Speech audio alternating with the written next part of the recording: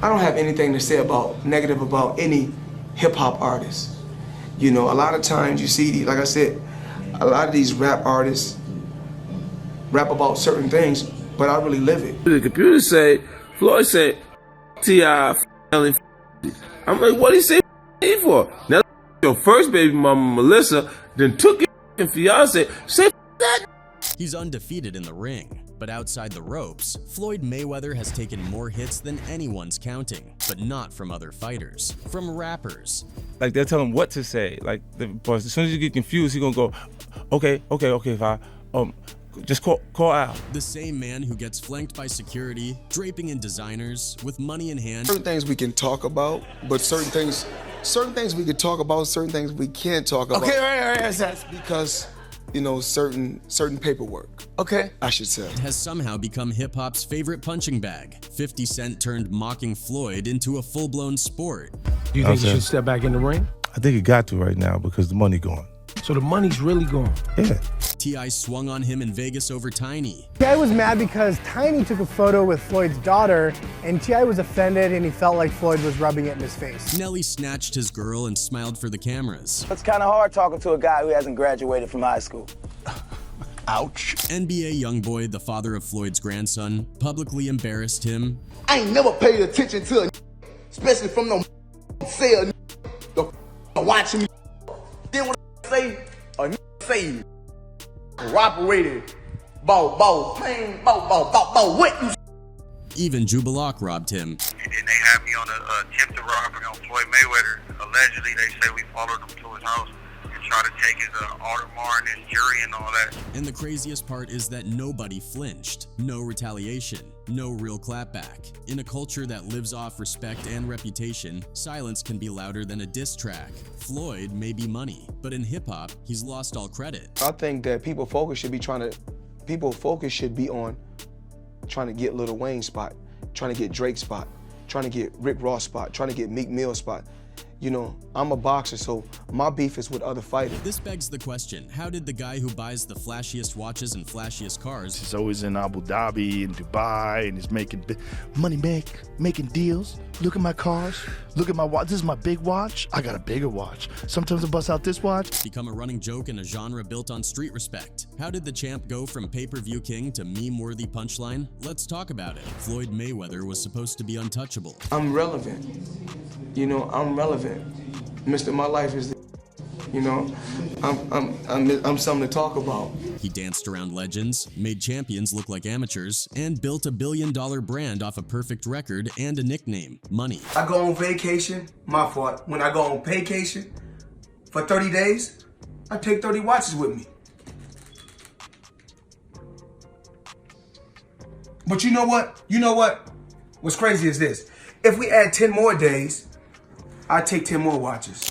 But here's the paradox no one likes to say out loud. While he was undefeated in the ring, in the world that raised him, the culture of hip-hop, Floyd Mayweather never stood a chance. Floyd recently posted a video on Instagram claiming he bought 6 apartment buildings, stating that they are all his properties with no partners involved. However, Business Insider has contradicted these claims, stating that the ownership of the buildings remains unchanged and they are not Mayweather's. It started when 50 Cent broke the fourth wall. What started as a brotherhood, complete with matching private jets, champagne toasts, and lavish Instagram flexes, crumbled into one of hip-hop's most humiliating beefs. It was a full-scale dismantling of Mayweather's mystique, orchestrated by a man who understood 2 things better than most: storytelling and humiliation. When Floyd went off to jail in 2012, he asked 50 Cent to handle Mayweather Promotions. But what 50 found wasn't a company. It was a brand name with no legal backbone, no LLC, no infrastructure, just a fighter on Golden Boy's payroll playing dress up as a boss.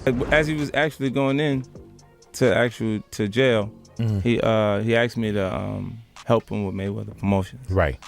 Then as he actually got in and I took a look, I realized there is no Mayweather Promotions. There's no LLC, there's no seal, it's not incorporated, it's just a name. So 50 built it. He acquired talent, Andre Dirrell, Billy Dibb, Celestino Caballero, over $2 million worth of deals, negotiated and signed under the new banner TMT Promotions. But when Floyd came home, he ghosted the responsibility and denied even asking for the help. When he finally does bring up the actual the situation, he acted like he didn't know anything. Like, I didn't tell y'all to do that. It was a classic bait and switch, and it stung. That betrayal led to a fallout that unfolded publicly, with 50 wielding social media like a dagger. And the nuclear moment was the reading challenge. In August 2014, 50 Cent challenged Floyd to read a single page of a Harry Potter book on video. If he could do it, 50 would donate $750,000 to charity. This is a special ASLELS challenge for you, Floyd. If you can read one full page of a Harry Potter book, I'll give $750,000 to whatever charitable organization you want to. It was a trap. I got a phone call from my man Jimmy Kimmel. Jimmy said if Floyd accepts the challenge, then he'll put it on the actual show, so you can read it on the show. We don't want to put pressure on you. We know you can't pronounce those words in that Harry Potter book, so we're gonna let you read Cat in the Hat. And Floyd stumbled into it by refusing to respond. The internet did the rest. Clips of Mayweather struggling through radio ads resurfaced, with The Breakfast Club airing an unedited recording of him tripping over basic phrases. The effect was instant. The man who danced around every challenger suddenly looked vulnerable. Not physically, but intellectually. And 50 knew exactly what he was doing. He amplified the clips, reposted them, captioned them with sarcasm, and turned the internet against a man once considered invincible. Floyd didn't clap back with clever bars or a killer comeback. He didn't outwit 50. He tried to shrug it off to maintain face with numbers. I'm rich, he'd say. I've got real estate, skyscrapers, 100 buildings. Actually, I think you bought New York. I mean, oh my God. I didn't buy New York, but I feel like everyone should own a piece of the earth.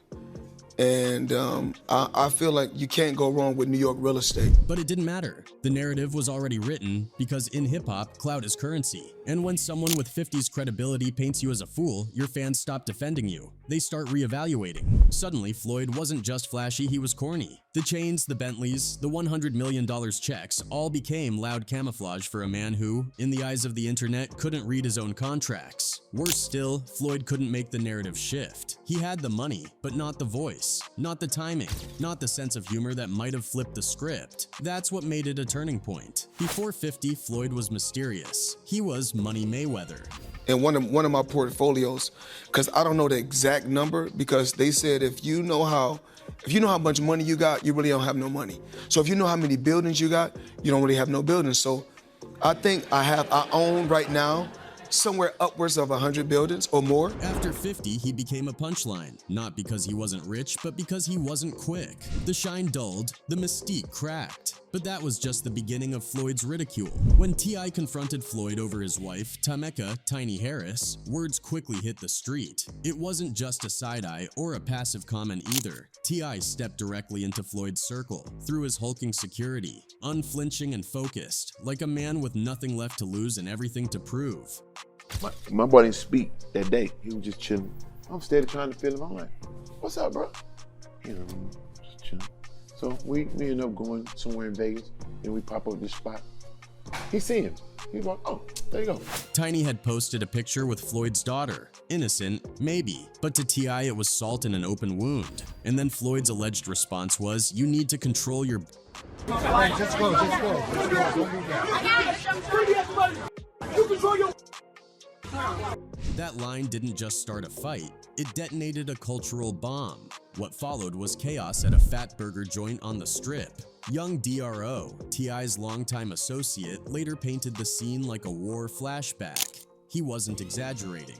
One second they were chilling, the next they were swallowed by a horde of Floyd's muscle-bound entourage. Giants, D.R.O. said, like human forklifts. Ty didn't blink. He walked right through them like they were curtains in the wind. He walked clearly between all the monster guys, like the big guys.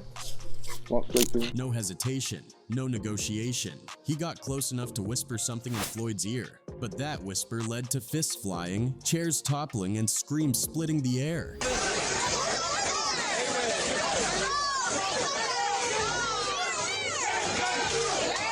T.I. and Floyd never squared up directly in the public eye, but eyewitnesses say it was a brawl worth a movie deal. One man even got stabbed in the madness. TMZ footage shows the aftermath. T.I.'s hand raised on Instagram mocking the idea that Floyd gave him black eyes. 2 black eyes where they at though? He laughed. 2 black eyes? Where they at though? My hand up. That's about it. Meanwhile, Floyd, ever the showman, kept making it rain at the Hustler Club, pretending none of it fazed him. But here's the thing. Even though Floyd was the professional fighter, the champ, this wasn't about who could throw a punch. This was about principles, ego, respect. And T.I. didn't lose a single point in the streets. If anything, he gained them. Because in hip-hop culture, it ain't always about who's got the biggest flex. It's about who's got the heart to check someone. And T.I. walked right up to the richest boxer alive and did just that, alone.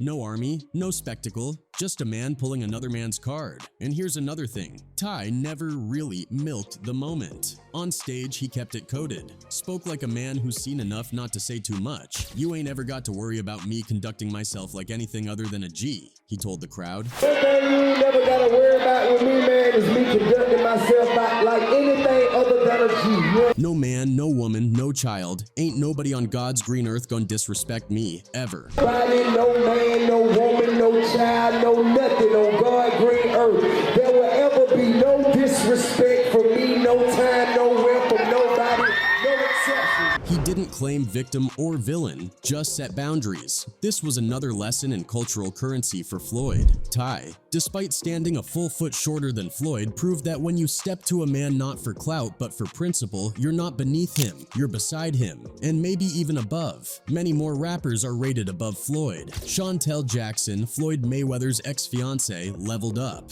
at least in the eyes of the hip-hop world when she reappeared on the scene arm in arm with St. Louis rap icon Nelly.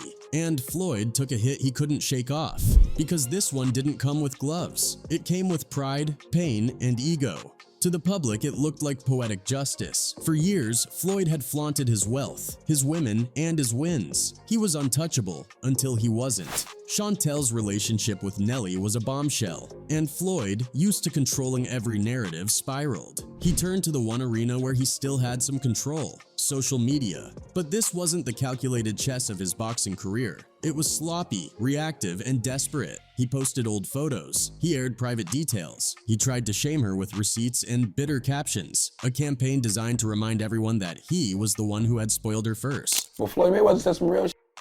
He's like, yo, you better hope you can spoil her like I did. But the internet didn't see a confident ex asserting his legacy. They saw a wounded ego unraveling in real time. Floyd Mayweather, the man who spoke with money, who won with silence and flash, was now publicly flailing over a woman he once claimed he had outgrown. The irony is, Nelly didn't even play into it. While Floyd ranted and tried to reclaim his image with dollar signs and flexes, Nelly stayed cool. He didn't throw shade, didn't bite back. He smiled, stayed quiet, and let the optics speak. I don't have a beef with Floyd Mayweather. You know what I'm saying? For me, for the most part, I think the whole thing is misunderstood. What's it gonna take for you and Mayweather to bury the hatchet, man? I ain't got no hatchet to bury. And that silence is what turned Floyd's fire into smoke. Because in contrast to Floyd's tantrums, Nelly looked like the man in control, the man she chose. Chantel, for her part, also never needed to say much. Her presence at Nelly's side said enough.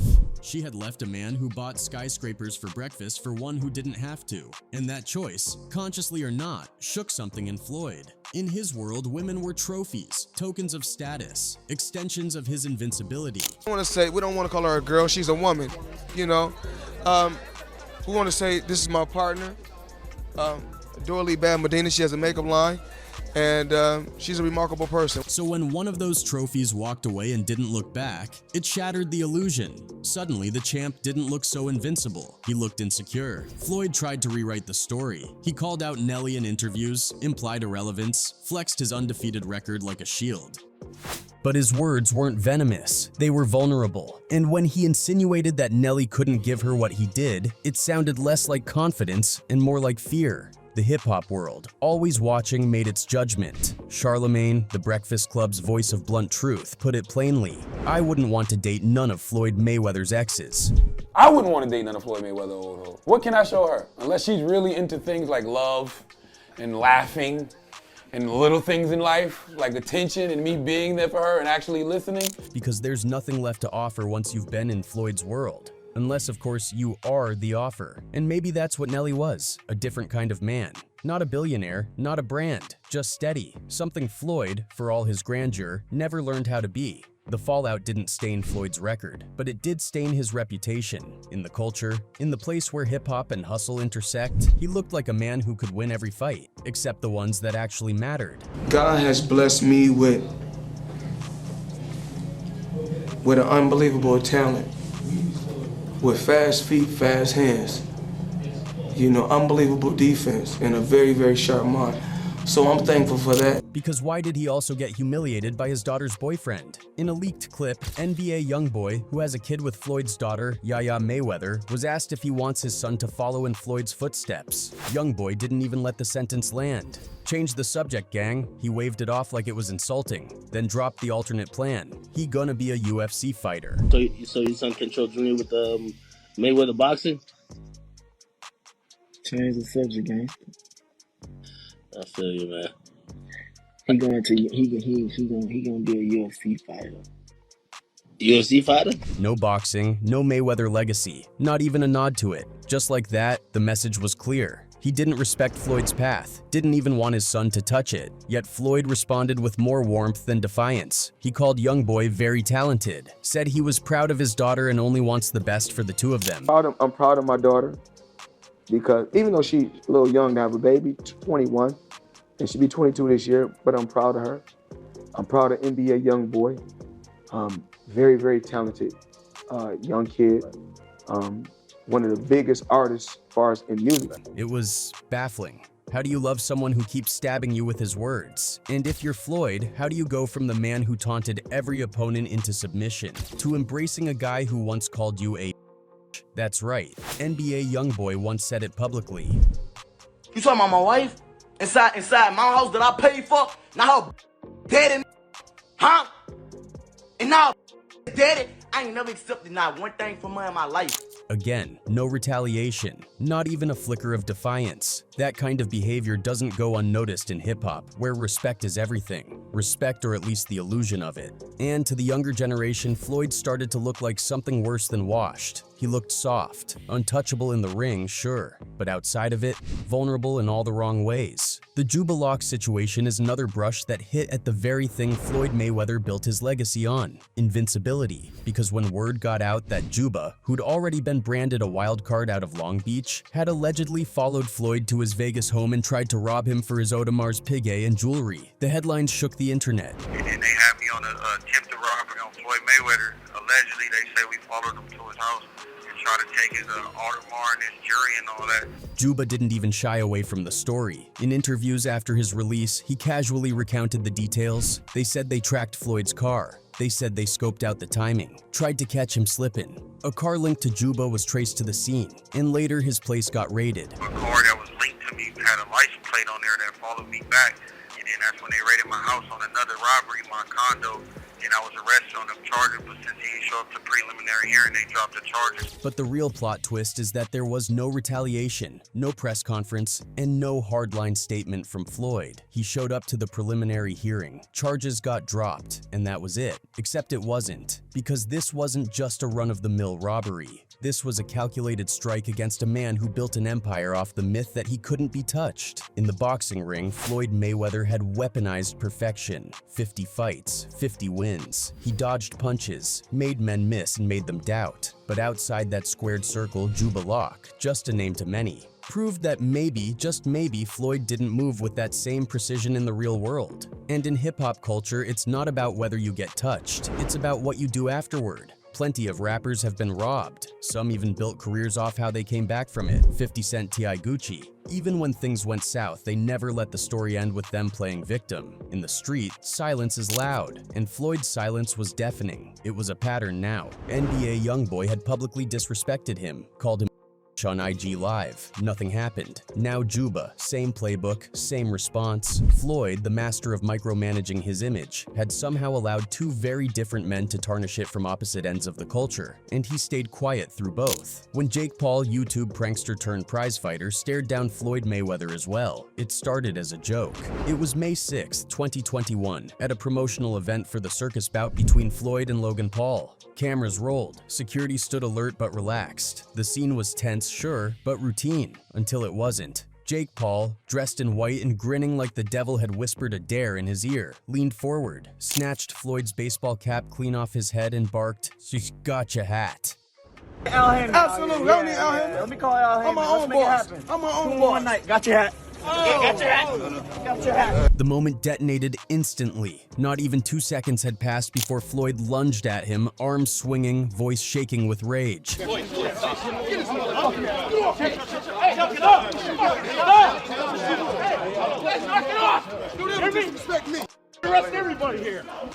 Security scrambled. Jake scurried away, still clutching the cap like a trophy. Blood spilled from his lip. His shirt was ripped. His smirk, however, stayed intact. And just like that, the fight was no longer about Logan versus Floyd. It was Jake versus Floyd's dignity. Because while the scuffle was real, what truly landed was a narrative blow. Floyd looked like he'd been caught off guard, rattled by a jester who didn't belong in the same arena, let alone the same ring. As the clip exploded online, something insidious happened. Rappers laughed. Some, like 50 Cent, who already had a bone to pick with Floyd, barely held back their glee. Others tried to defend him, but even their voices were drowned out by the digital roar. Floyd, who once choreographed his every move with the control of a man running his own media empire, had suddenly lost the plot. Narrative dominance is the new currency. In hip-hop, it's why artists who aren't the best rappers still become the most influential. They know how to craft a story, ride a moment, flip a slight into an anthem. However, Floyd never played that game.